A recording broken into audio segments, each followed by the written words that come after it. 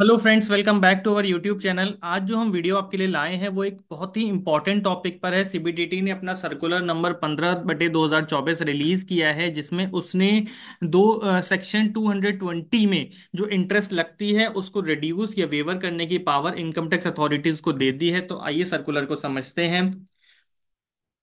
CBDT ने ये जो सर्कुलर इंट्रोड्यूस किया है, रिलीज किया है, ये टैक्स लिटिगेशन प्रोसेस को स्ट्रीमलाइन करने के लिए है। इसमें उन्होंने मॉनेटरी लिमिट्स बताई हैं फॉर वेवर ऑफ इंटरेस्ट, जिससे क्लैरिटी मिलेगी और वर्कलोड रिड्यूस होगा। तो सेक्शन 220 सबसेक्शन 2 क्या है? This section deals with the consequences of non payment of income tax bye a tax payer. अगर टैक्स पेयर इनकम टैक्स जो उसको किसी भी नोटिस ऑफ डिमांड में आया था सेक्शन 156 के, अगर पे नहीं करता है तो असेसी या टैक्स पेयर लाइबल है सिंपल इंटरेस्ट पे करने के लिए 1% पर मंथ का, for month or part of the month for the period of delay.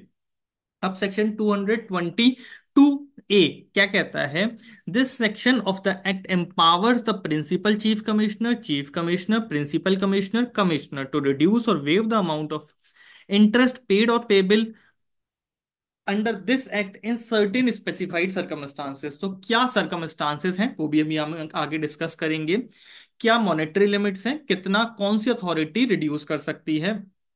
तो मॉनेटरी लिमिट्स क्या है? Principal commissioner of income tax या कमिश्नर ऑफ इनकम टैक्स जो है उसके पास 50 लाख तक की पावर है, 50 लाख तक का इंटरेस्ट वो वेव कर सकते हैं। चीफ कमिश्नर या deputy sorry directorate general of income tax 50 lakh से 1.5 करोड़ तक का इंटरेस्ट वेव कर सकते हैं।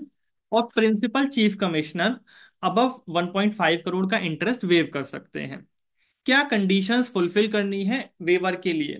तो क्या कहते हैं, टू क्वालिफाई फॉर वेवर और reduction the tax payer must demonstrate genuine hardship circumstances beyond their control that led to the delay and cooperation with any inquiries or recovery proceedings।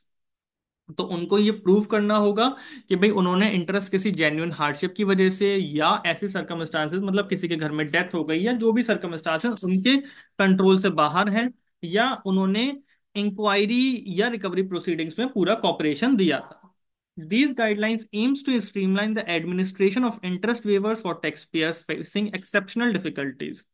The circular effective immediately upon issuance. तो ये कब issue हुआ है? ये 4 नवंबर 2024 को issue किया है। And the relevant provisions are accessible on official website of income tax department. आप हमारे चैनल @पर्सनल टैक्स को सब्सक्राइब कर सकते हैं और हमें कमेंट्स में बता सकते हैं कि आप हमसे और किन टॉपिक्स के ऊपर वीडियोस चाहते हैं। Thank you very much.